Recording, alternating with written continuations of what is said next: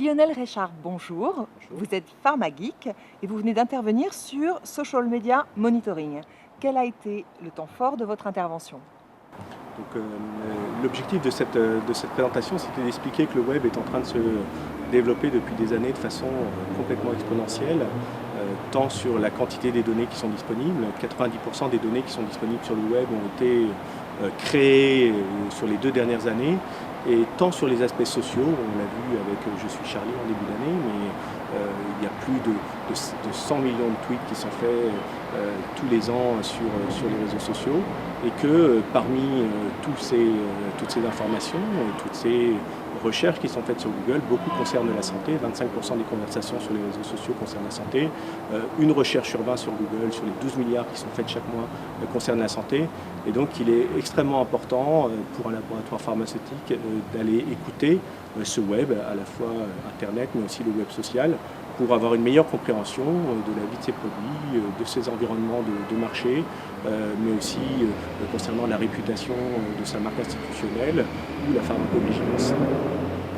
Alors écoutez, c'est une chose, mais pourquoi selon vous, la pharma doit engager la conversation sur les réseaux sociaux? C'est la deuxième étape. La première est déjà difficile. C'est compliqué pour un laboratoire d'aller sur les réseaux sociaux, ne serait-ce que pour écouter. Il y a une compréhension et une maturité qui est encore très basse sur ces sujets-là. Mais la deuxième étape est en effet d'engager la conversation avec les patients, mais aussi avec les médecins. On le voit sur les congrès.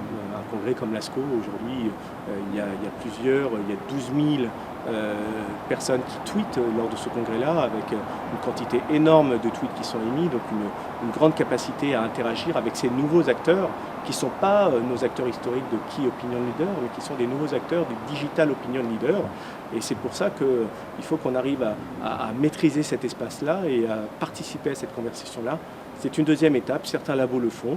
Boehringer, par exemple, fait des tweet chats sur un certain nombre de pathologies régulièrement, avec des professionnels de santé, mais aussi avec des patients. Voilà, ça dépend encore une fois de la maturité du laboratoire en question. Et enfin, dernière question, vous avez découvert RCS, Réseau Communication Santé. Si vous deviez choisir une lettre, quelle serait-elle? Évidemment, ce serait le C, puisque ma société s'appelle 7C, 7 Cs, pour reprendre un certain nombre de C qui sont importants pour moi dans les valeurs que je développe et dans les projets que je développe, du continuum pour casser les silos, de la compliance parce qu'elle est importante en santé, de la communication, de la communauté, de la convergence pour faire converger les technologies, de la co-création parce que la e-santé de demain, chaque acteur ne sera pas capable de la construire toute seule, il va falloir qu'il s'associe à d'autres acteurs qui ont d'autres expertises. Donc le C à l'évidence me paraît le plus important, et c'est aussi le C de customer. Et je pense que le principal aujourd'hui pour l'industrie pharma, c'est de s'orienter client, et à partir de là, elle arrivera à développer des choses.